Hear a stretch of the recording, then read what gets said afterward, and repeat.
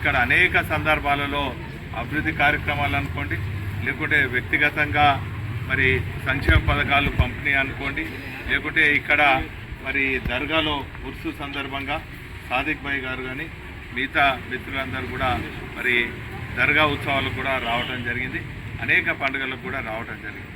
So ఈరోజు వచ్చినటువంటి విషయం మీ అందరికీ కూడా తెలుసు. సోదరులు సారంగ్ పాన్ గారు, మరి అదేవిధంగా ఖలీల్ గారు, సోదరులు పులి రజనీకాంత్ గారు కూడా చెప్పడం జరిగింది. మన అందరికి కూడా తెలుసు, తెలంగాణ రాకముందు మన పరిస్థితులు ఏ తీరుగా ఉండే, తెలంగాణ వచ్చిన తర్వాత ఏ తీరుగా ఉండే అనేది మీ అందరికి కూడా తెలుసు. తెలంగాణ రాకముందు నీళ్లకు కటకట, కరెంటుకు కటకట, అనేక మరి ఇబ్బందులు. తెలంగాణ రాకముందు మన ఇళ్ళ పెళ్ళిళ్ళు అయితే మరి కళ్యాణ లక్ష్మి వచ్చిందా ఎవరికైనా? చెప్పండి, మీరే చెప్పండి. తెలంగాణ రాకముందు వచ్చిందా కళ్యాణ లక్ష్మి? ఆ రోజు కూడా ముఖ్యమంత్రులు ఉన్నారు. ఎవరైనా మన ఇళ్ళ పెళ్ళిళ్ళు అయితే ఏమైనా ఇచ్చిండ్రా?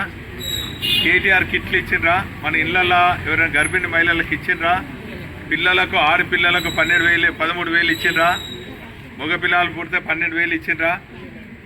మరి ఇన్ని కార్యక్రమాలతో పాటు ఇక్కడ సోదరులు వచ్చేటప్పుడు లాండ్రీ డబ్బాలు ఇట్లా కనబడ్డాయి, మరి మంగళ దుకాణాలు కనబడ్డాయి, ఉచిత కరెంట్లు ఇచ్చిండ్రు కేసీఆర్ గారు.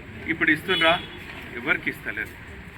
కాంగ్రెస్ పార్టీ మోసపూరిత వాగ్దానాలతోని గత 17 నెలల క్రితము జరిగినటువంటి ఎన్నికల్లో అనేక పథకాలకు మనం ఇచ్చేదానికన్నా డబల్ అన్నారు.